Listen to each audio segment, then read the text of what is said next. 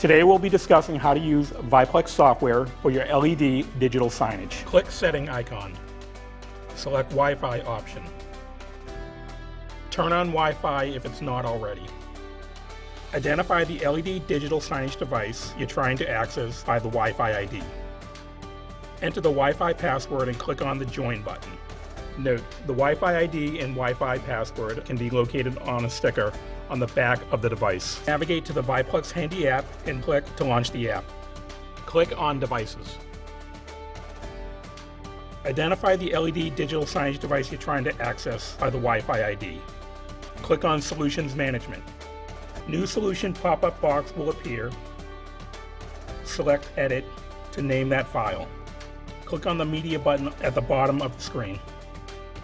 Select the image or video files from the photo video files.